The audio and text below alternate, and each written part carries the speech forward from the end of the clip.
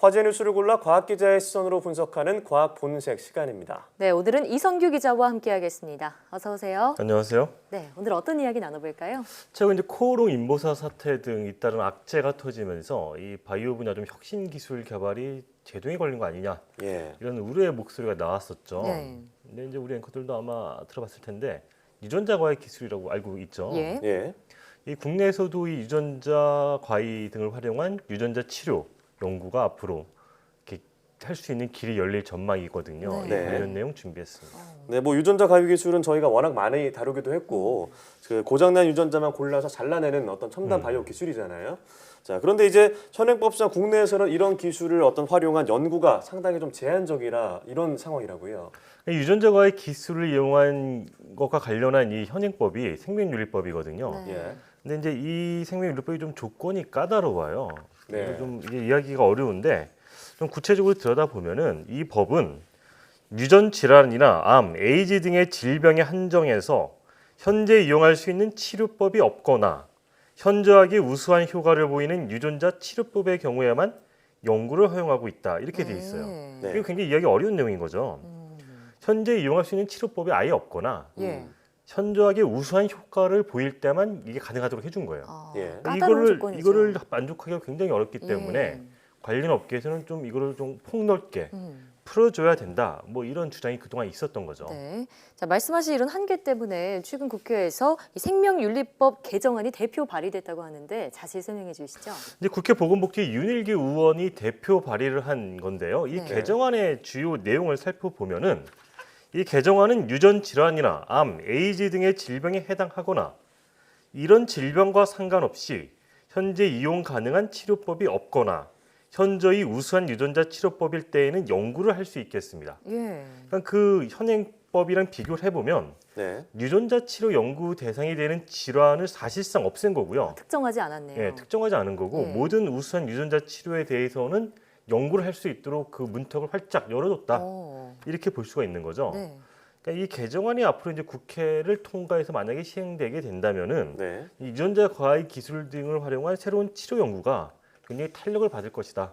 그렇게 전망이 되고 있습니다. 네, 뭐 개정안을 보면 유전자 치료 연구를 폭넓게 허용해주자 이런 내용인 것 같은데요. 앞으로 유전자 치료 연구에 새로운 돌파가 마련될 것으로 보이고 그런 반면에 이 유전자 치료 연구자에 대한 윤리적인 책임도 강화가 됐다고요.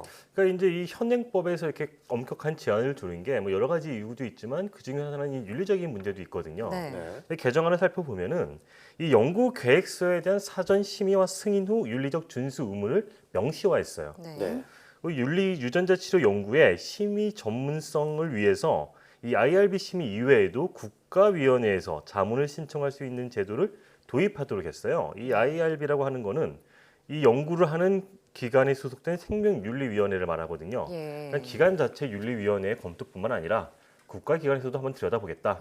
이런 뭐 기준을 좀 도입을 하겠다 이런 얘기인 거고요. 네. 사실은 지난해 12월 국가생명윤리심의위원회에서 이 유전자 치료 연구에 대해서 포괄적인 희귀 난치병 극복을 위한 연구를 수행할 수 있도록 연구 대상 질환 제한을 완화하도록 권고한 바는 있었죠. 예, 그렇군요.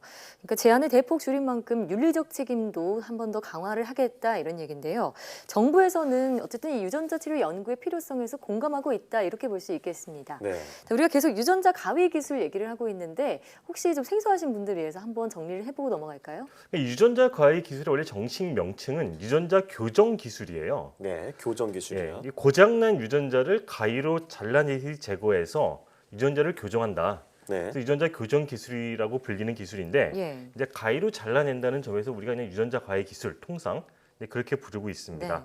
이 유전자 과학 기술 중에서 요즘 주목받는 기술이 크리스퍼 유전자 과학 기술인데요. 네. 네. 이 크리스퍼 유전자 과학 기술은 3세대 유전자 과학 기술로 불리는데 이 유전자 가위, 그러니까 그 목표 유전자를 잘라내는 그 가위 역할을 하는 물질과 이 가위 역할을 하는 물질이 우리가 타겟으로 하는 유전자까지 안내해주는 그런 물질 두 가지로 구성이 돼 있어요. 예. 예. 예를 들어서 암을 일으키는 특정 유전자가 있다면은 그 유전자까지 일단 안내를 해주고 네. 그럼 가위 역할을 하는 게 이걸 잘라내서 없애버린다. 아. 뭐 이렇게 되는 원리입니다. 네, 네. 좀 설명만 들으면 굉장히 좋은 기술, 획기적인 기술인 것 같은데 사실 우려되는 것이 부작용 문제잖아요. 어떤 것이 좀 우려가 되나요?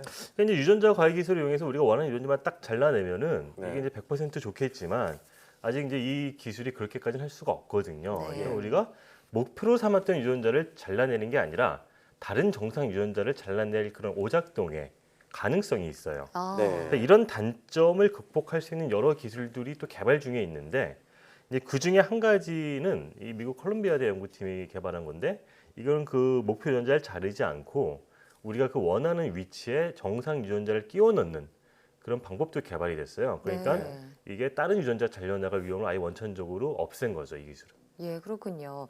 뭐 이런 단점들도 있지만 계속해서 기술 개발이 이루어지면서 유전자 가위 기술도 점점 진화를 하고 있는데요. 앞으로 다양한 질병 치료에 좀 더 도움이 되길 바라보겠고요.